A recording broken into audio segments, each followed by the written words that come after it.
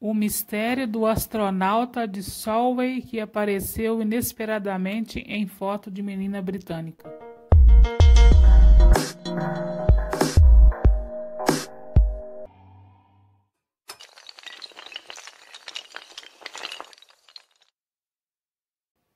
Fizemos um passeio normal e fomos para o nosso lugar favorito. Lembra-se o bombeiro Jim Templeton, de Carlisle, no noroeste da Inglaterra, em uma entrevista à BBC antes da sua morte em 2011. Ele falava de um dia ensolarado de verão de 1964, quando saiu com sua filha sem suspeitar de que algo ocorreria. Sentamos e disse a Elizabeth: agora vou fazer fotos suas com um vestido novo, sem esperar que isso acontecesse. Ele se refere à misteriosa figura que aparece atrás da menina na imagem, o que chamou a atenção da imprensa e de todo mundo e gerou décadas de debate sobre o que se tratava.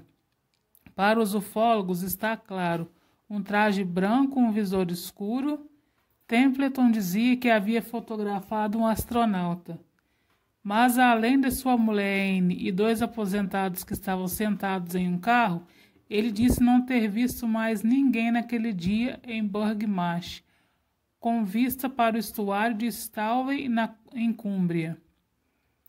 Foi só quando o químico que revelou as fotos disse que havia uma figura estranha estragando a foto que Templeton se deu conta que havia alguém ou alguma coisa na cena.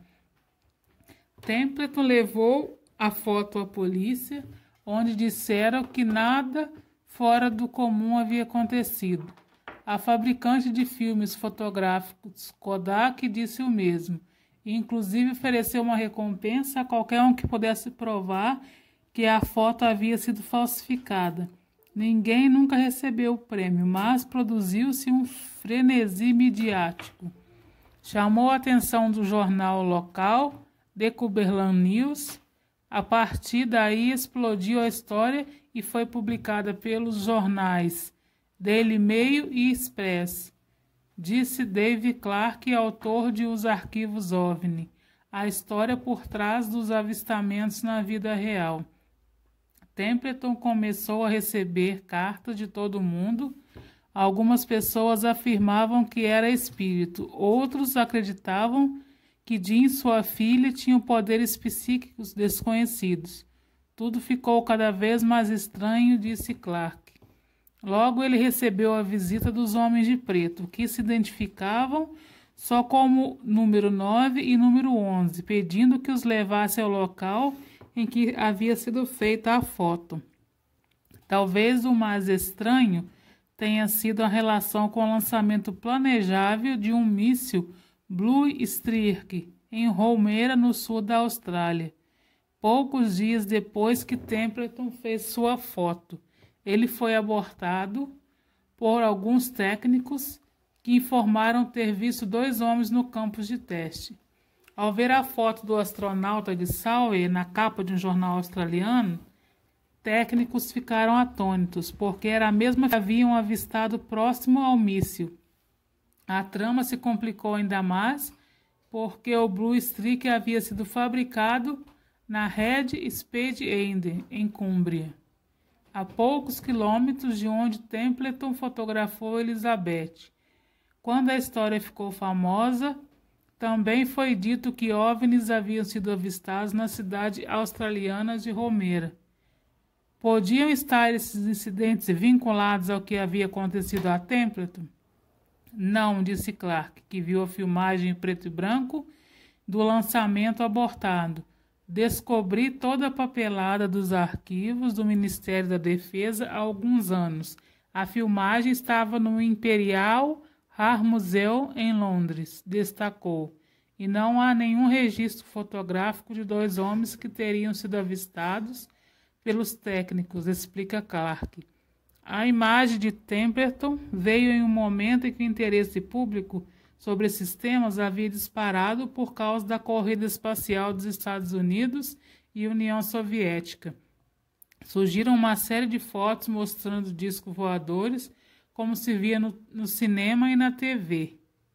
mas a imagem de Jean era marcante.